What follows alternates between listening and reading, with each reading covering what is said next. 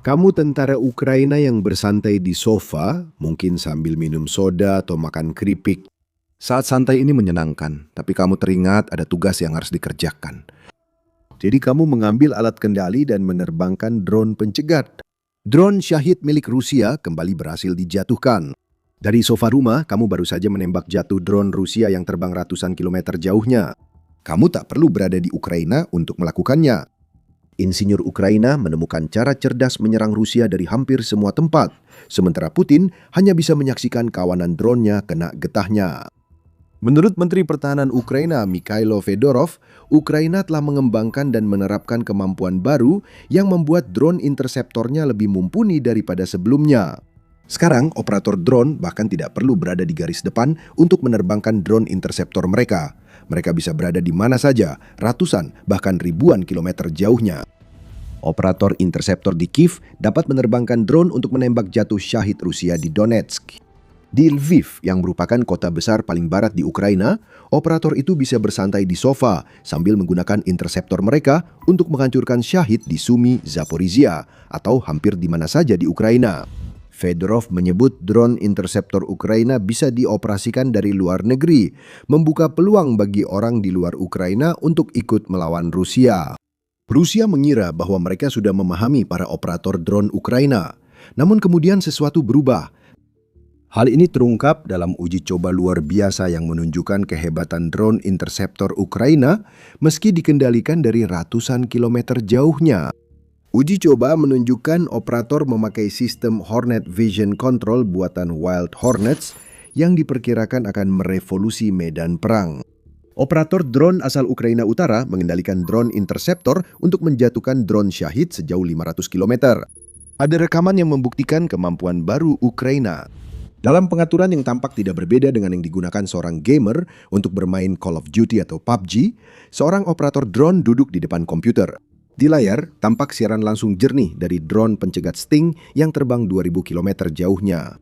Sambil memegang pengontrol, operator melakukan penyesuaian kecil yang langsung tercermin pada gerakan drone pencegat di layar. Ini adalah peperangan yang dikendalikan dari jarak jauh. Ini berarti bahkan gamer biasa kini bisa berperan besar dalam pertahanan langit Ukraina melawan drone Rusia. Teknologi baru ini dikembangkan selama setahun, menurut Fedorov dalam postingan Telegram 23 April saat memperkenalkan inovasi Ukraina untuk menghadapi ancaman Shahid Rusia. Setahun lalu lewat Brave One, kami mulai mengembangkan dan menguji teknologi kendali jarak jauh untuk drone pencegat. Hari ini kami mengonfirmasi berhasil menembak jatuh target dari jarak ratusan hingga ribuan kilometer, kata Fedorov.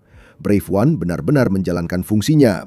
Diluncurkan Ukraina pada 2023, Brave One adalah pusat pertahanan pemerintah yang mendukung dan berinvestasi pada produsen drone serta startup di seluruh negeri. Inovator bisa mendaftar di platform itu dan Ukraina dapat berinvestasi pada teknologi yang paling berpotensi membantunya melawan Rusia. Mengendalikan drone interceptor dari ratusan kilometer tampaknya pemanfaatan dana Ukraina yang cukup baik. Dan siapa tahu, ini mungkin saja menjadi teknologi yang bisa disematkan pada drone FPV Ukraina di masa depan. Itu akan mengubah wajah perang Ukraina dan kami akan segera jelaskan alasannya. Fedorov kini fokus pada dampak teknologi baru ini bagi masa depan pertahanan udara Ukraina. Ukraina menjadi negara pertama yang sistematis memperluas kendali jarak jauh drone pencegat. Ini adalah contoh penerapan inovasi pertahanan dan pembentukan standar baru pertahanan udara, kata Fedorov. Produsen drone pencegat Ukraina tampaknya sangat cepat mengadopsi teknologi baru ini. Lebih dari 10 produsen sudah mulai mengintegrasikan kompatibilitas kendali jarak jauh ke sistem pencegat mereka. Bagaimana tepatnya Ukraina melakukan semua ini adalah rahasia yang sangat dijaga ketat.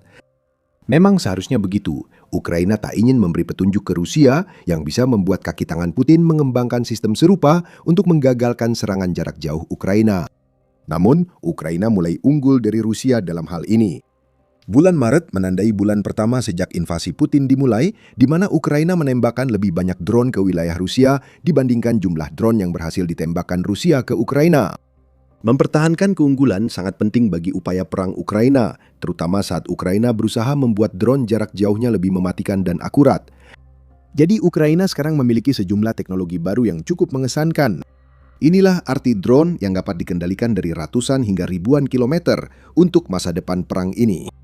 Kita mulai dengan para pilot yang disebutkan oleh Fedorov dalam pernyataannya. Di masa lalu, para pilot itu sangat dibatasi oleh kebutuhan mereka untuk tetap berada dalam jangkauan drone yang mereka gunakan. Bagi operator drone interceptor, ini biasanya berarti tetap di kota yang jadi target Rusia dengan Shahid-nya. Di garis depan, operator drone FPV tak bisa mundur terlalu jauh.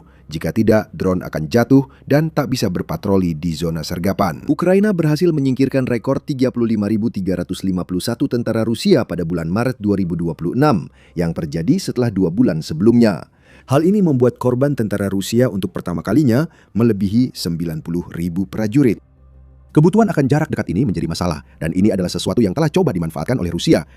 Pada bulan Oktober lalu, Business Insider melaporkan bahwa Rusia telah mengeluarkan perintah untuk memburu para pilot yang berada di balik pertahanan berbasis drone Ukraina. Pilot drone Ukraina menjadi ancaman utama dan target paling bernilai bagi operator drone Putin. Rusia memilih rudal dan bom untuk menghancurkan pusat operasi drone yang dibuat Ukraina di wilayahnya.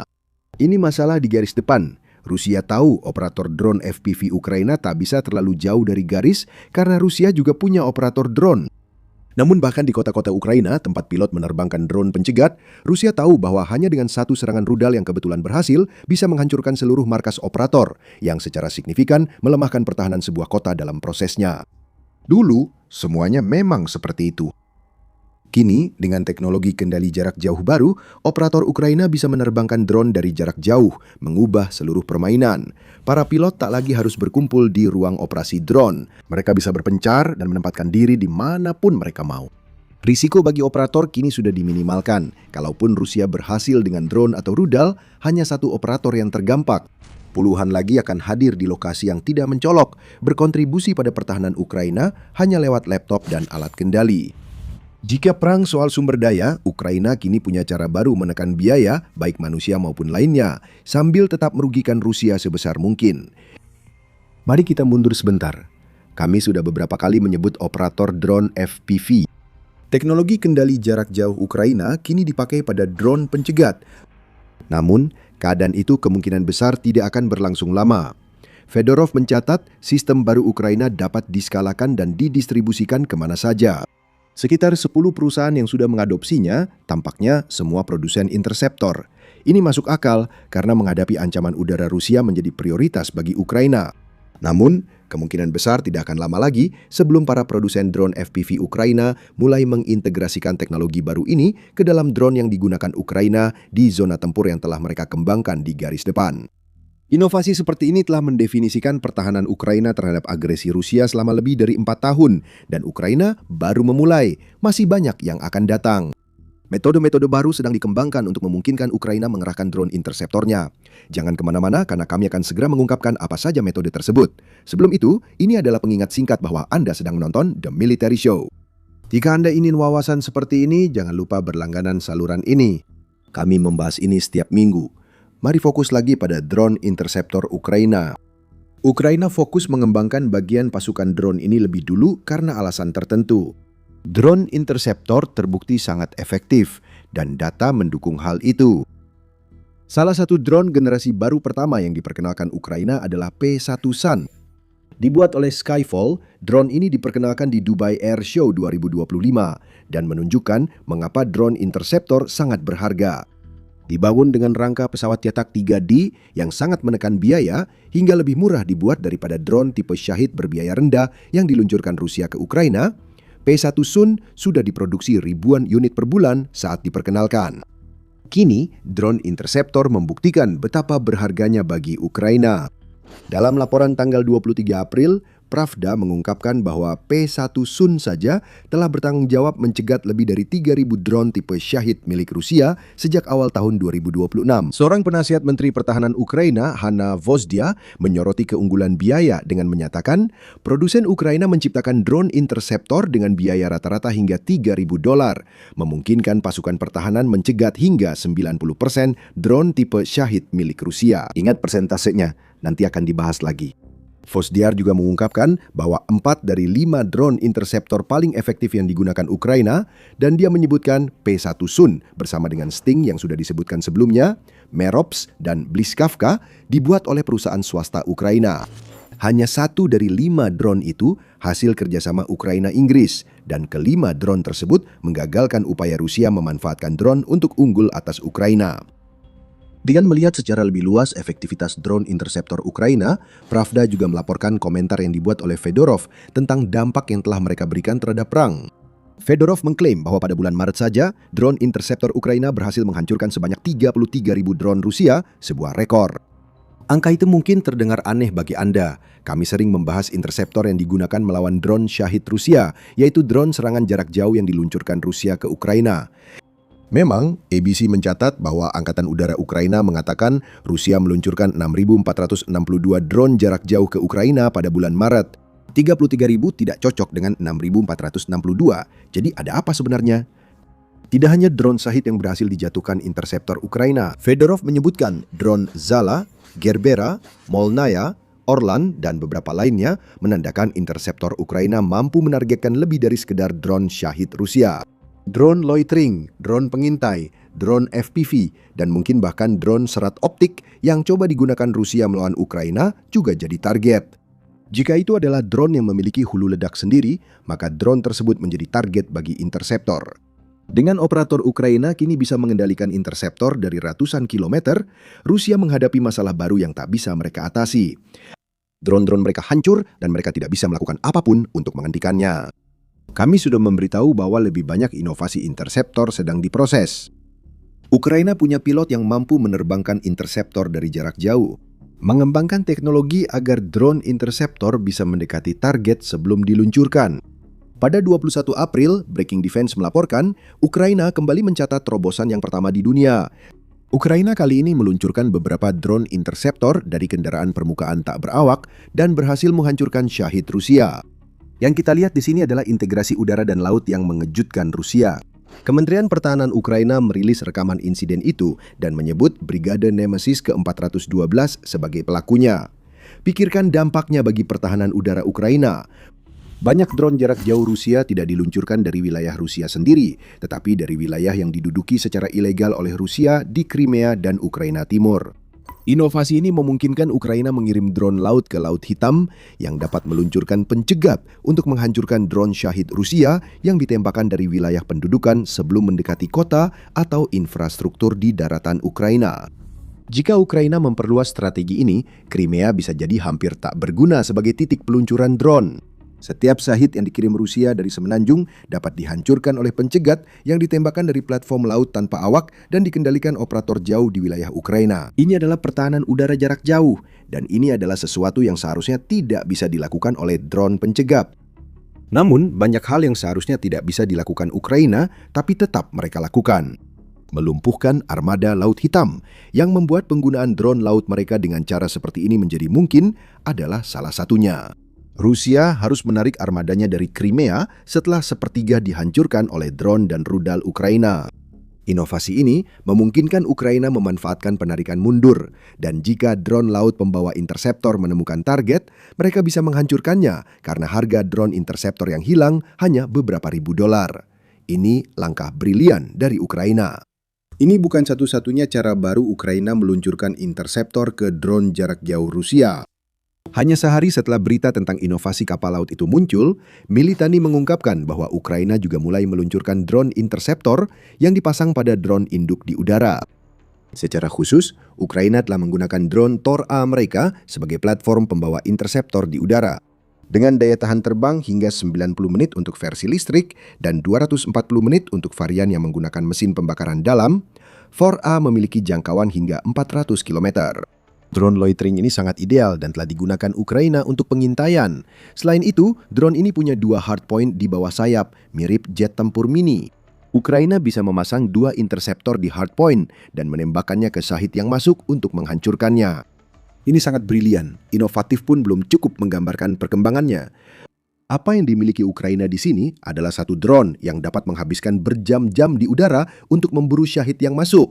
Gabungkan itu dengan teknologi kendali jarak jauh yang disematkan ke dalam drone interceptor Ukraina, dan Anda mendapatkan senjata sekunder yang dapat diluncurkan kapan saja, serta terbang dengan sempurna menuju target yang bahkan mungkin berada lebih jauh dari batas maksimum jangkauan Thor-A.